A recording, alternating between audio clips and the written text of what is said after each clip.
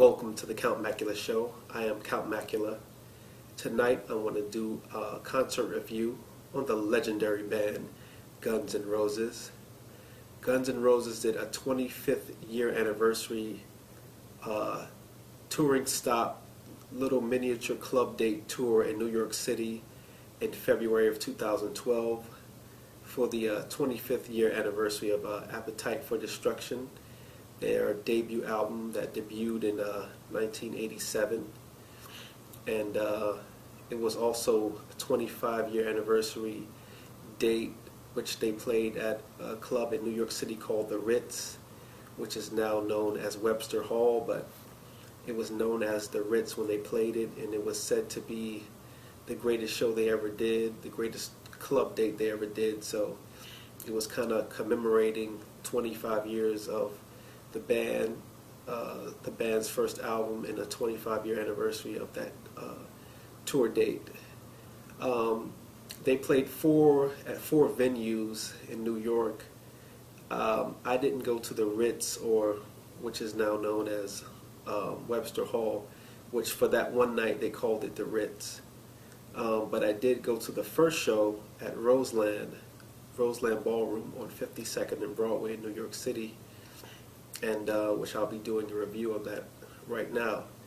Going to see a band like Guns N' Roses is very nostalgic.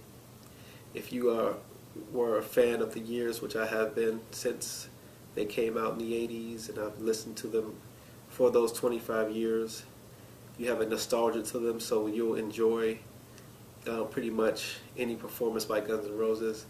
Obviously, if I'm going to critique it, I have to say it's not really officially Guns N' Roses without the other members. It's just pretty much Axl with an array of different band members.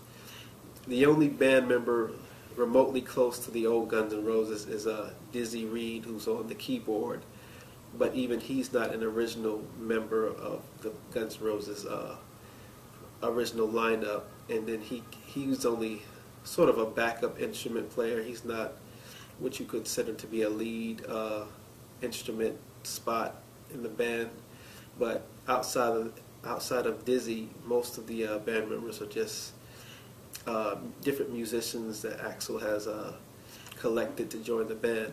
That being said, I do think they're all talented. I do think the guitarist Bumblefoot, who's in the band now, he's excellent. They had another guitar 10 years ago named Buckethead that joined the band probably back in '02. He was very talented too, very technical guitar player. So there's nothing wrong with these musicians that he chooses.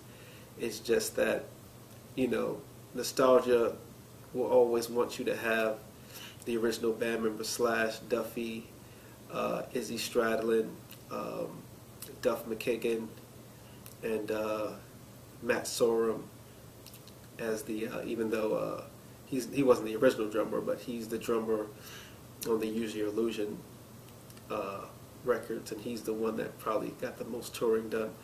But those members, and of course you can't forget Slash, who definitely made the Guns N' Roses sound a big major part of the Guns N' Roses sound. Those members missing, seeing them in concert just makes you wish that they were all on stage. If it's the 25th year anniversary, it just makes you wish that they had the original lineup. As far as the concert goes, Axl did his job. He was very good. The musicians were very good. They had it reached some dead spots in the if I want to critique it, it reached some dead spots. Some of the songs were not highly polished, but then some of the songs were good, and some of the songs were very good. Like I say, the best performance was Paradise City. He nailed it. And of course, Welcome to the Jungle and Sweet Child of Mine, and all the staples of the songs what he did were very excellent. Some of the new stuff from the Chinese Democracy album kind of dragged, and he did, you know, November Rain, a version of November Rain, which I think kind of, it sounds better on track than it does live. It doesn't come off that great live, especially now that Axl's getting older. So, you know, there were some dead moments, but all in all, for Axl Rose, being how old he is, I don't know, he may be 50 now. I'm not sure how old he is, but for a 50-year-old guy, you know, he held his own. He entertained the crowd. If I want to critique it a little more, I'm still of the old nostalgic 90s and 80s concert vibe. And when you get a vibe right now, most of the Guns N' Roses fans are like 40s and the 50s, so the crowd wasn't what I consider to be what I remember as a kid in the 90s going to shows. You're dealing with older guys now, so nobody's really intense. The crowd is not going nuts. I mean, everybody was pretty, if I want to, you know, a little negative critique, like no one was really jumping around. It was pretty much everybody was standing still holding the cameras up, as was I, as you're going to see, because this video is actually an intro to videos that I will upload, 3 songs from the concert that I'm going to upload for your enjoyment. But all in all, I would like to say that Guns N' Roses did a great job. The show was worthwhile, it was interesting. If I want to critique it, you know, would like the original members to be there. But if Van Halen got together and they had